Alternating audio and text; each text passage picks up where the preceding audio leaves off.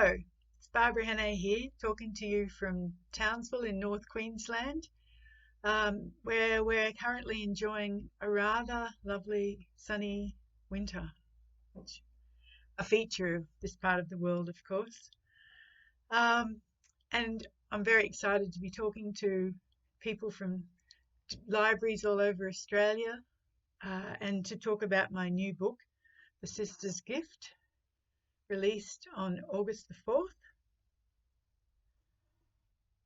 Libraries have always been a very important part of my life, so that's why I particularly love talking to library goers. I grew up in Brisbane, so the very first library that I ever went to was the Red Hill Library on Enoggera Terrace in Brisbane. My family didn't have a car, so we had to catch the bus, which added to the excitement for me. And it was a small red brick building up there that I still remember and smile at when we drive past. I can't remember the very first book that I borrowed, but I do remember some of those early books because until then I'd had a rather quiet little suburban life. And books opened me to so many extra experiences. I remember one book that I particularly loved was about a girl whose family lived above the shop that they owned, and I thought that sounded incredibly interesting and romantic. And then there was a series of books about twins who lived all over the world. There was the Eskimo twins, the Japanese twins, the Dutch twins. And for a young girl who'd only known Brisbane to suddenly find out about all these different countries was really exciting for me.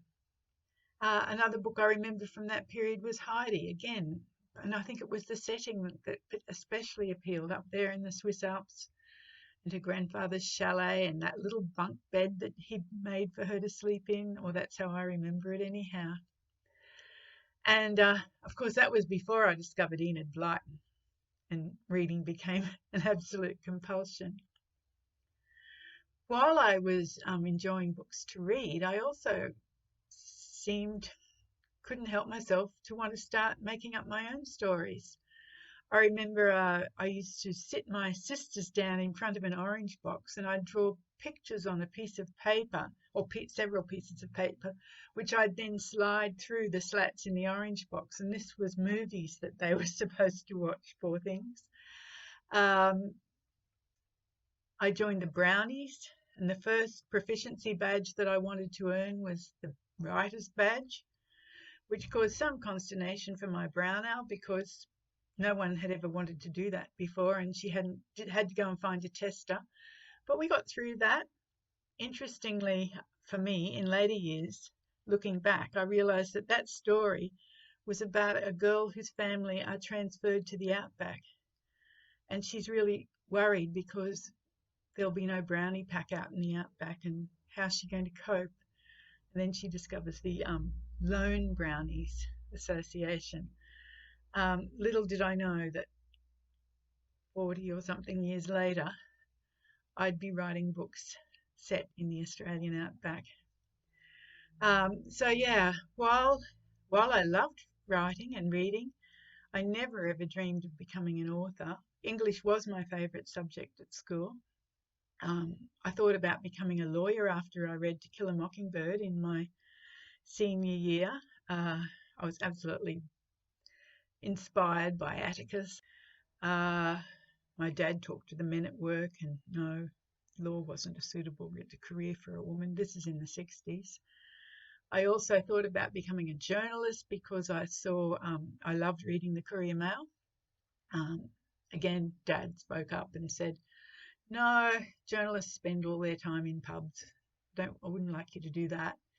And interestingly enough, I met a journalist several years later, fell in love with him and married him, and my dad was right.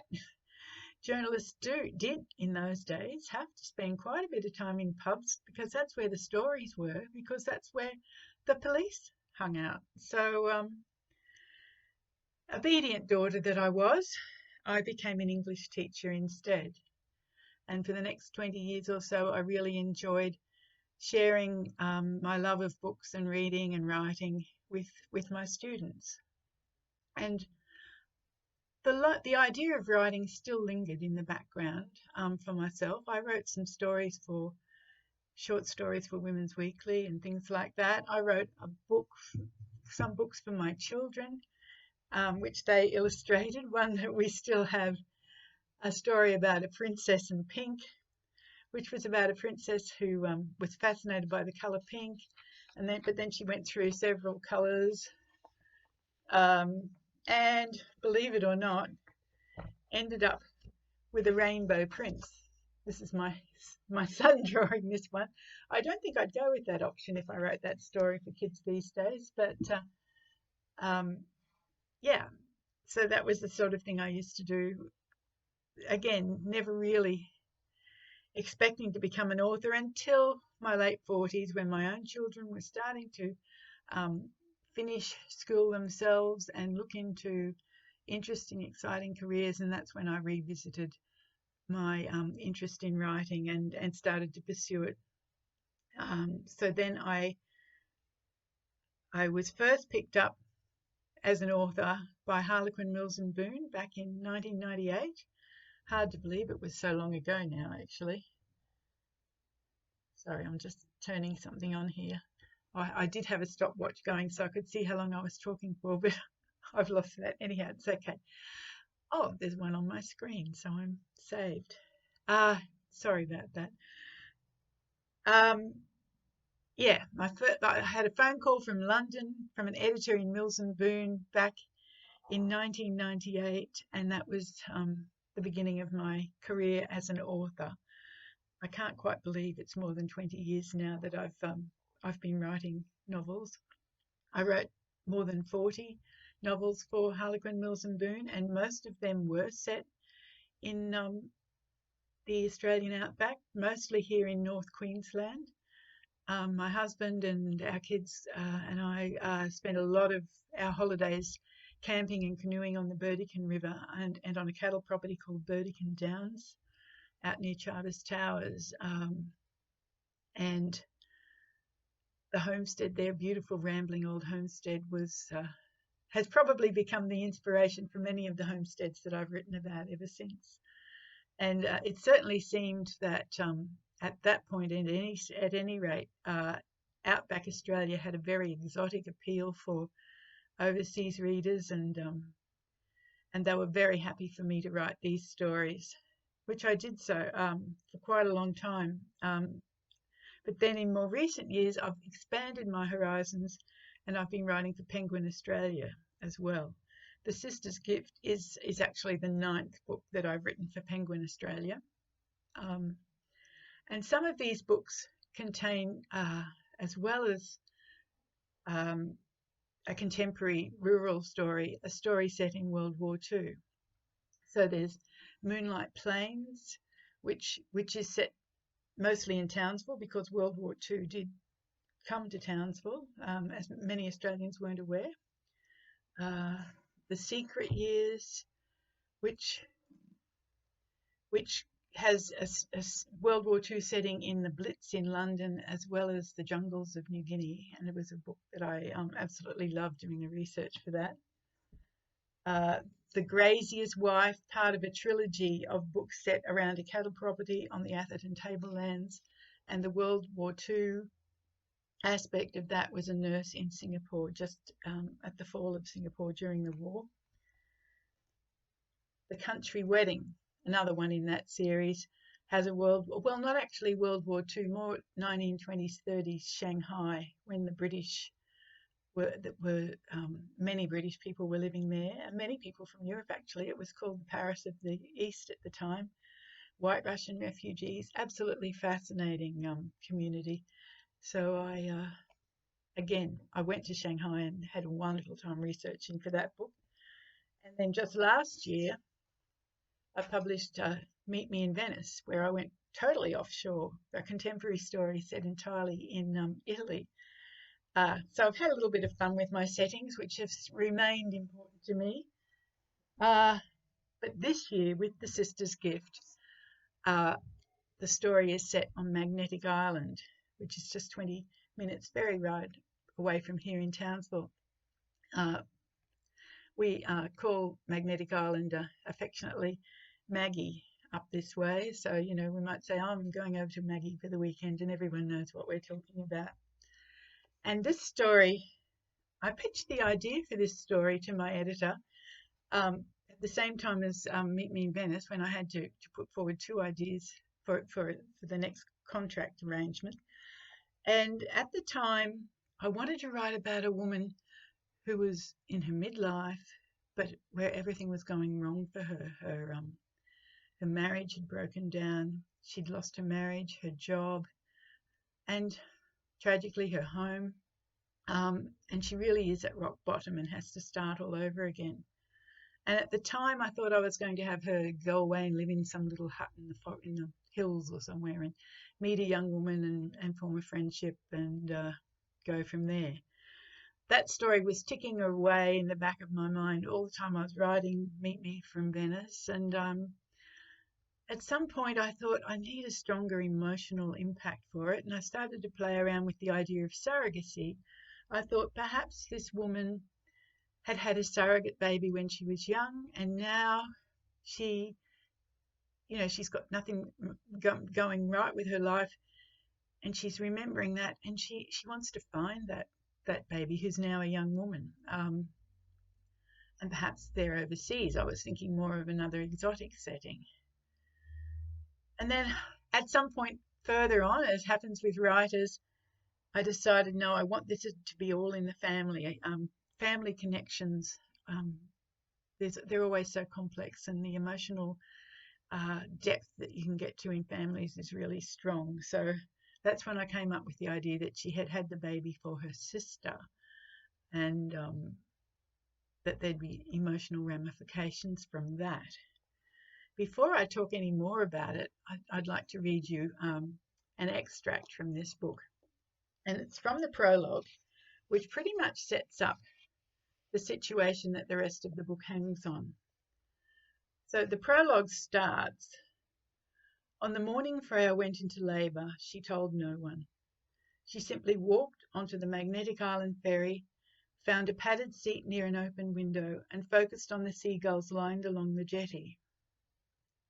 I go on to describe a bit more about her journey across to the mainland on the ferry, you know, in labour and all the rest of it, but she happily does make it to the hospital all in one piece. And I'll just read the second half of the prologue then. A mere 3 hours later, Freya made the necessary phone call. Pearl, she's here. What? Who's there? The baby. She's arrived. Oh my God, how? She's so cute. I think she looks a lot like Troy. Freya!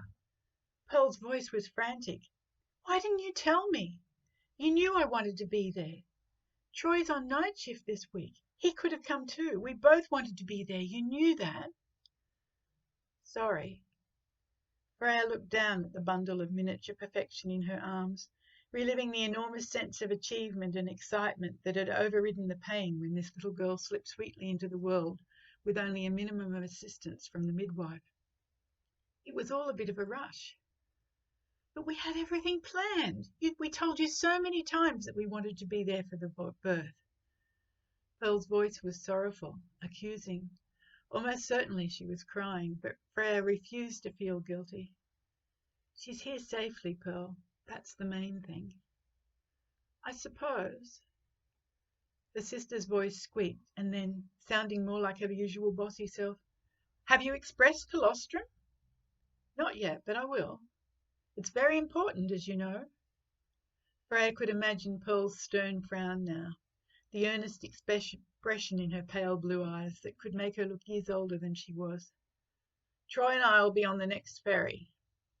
Lovely. You won't actually breastfeed, will you? No, Pearl. I'll stick to our agreement. Right. Yes. Good. Of course you will. I promise, Pearl. After a beat.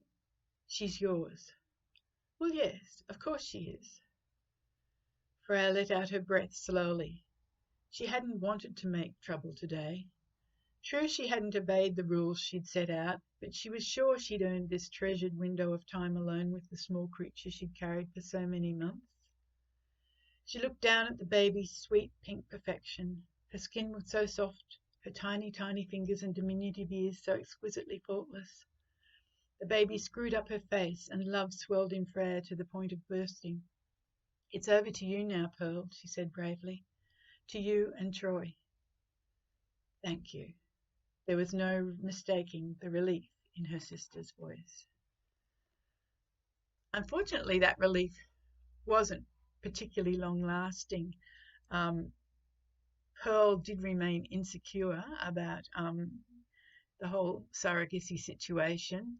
I'm envisaging back in 24 years ago when surrogacy wasn't even legal in Queensland, and Freya, Pearl and Troy had to go to Canberra for this procedure. I'm using a bit of poetic license perhaps, but I'm imagining that there was very little counselling for families undergoing surrogacy. So the sisters unfortunately didn't ever quite heal that little rift that started then. Pearl never tells her baby, who she calls Belinda, but who decides in her rebellious teenage years she wants to be called Billy. She never tells her about the surrogacy, so that secret is there between the family. I believe she was scared that Billy might love Freya more, too much, not and her own mum not enough, because of some basic insecurities from their childhood, etc. Which we all know can happen in families. So when Freya is at rock bottom and needs her family's help, and they end up having to come together, all these tensions are there. So the rest of the book is set 24 years later, as I said, on Magnetic Island. So that's a very small space. There's only 2,500 people, or less than that, I think, who live on the island, and there's lots of little villages on the bays that around the island, and they're all separated by headlands. So it's like tiny little country towns, really. So it's a fraught kind of environment for keeping secrets, because we all know country towns and gossip and secrets are right pickings for writers. So I had that scenario as well. But it's really about a story of, I've got at the start of the book as my sort of quote that became a bit of a theme for me: "New beginnings are often disguised as painful endings." So, this painful start or ending of one part of Freya's life, and the new beginning is what's in store for her, perhaps, if she can sort out some of the issues. And of course, any readers who know my books know that there are a couple of romantic heroes lurking in the background of this story as well. It's a story of second chances.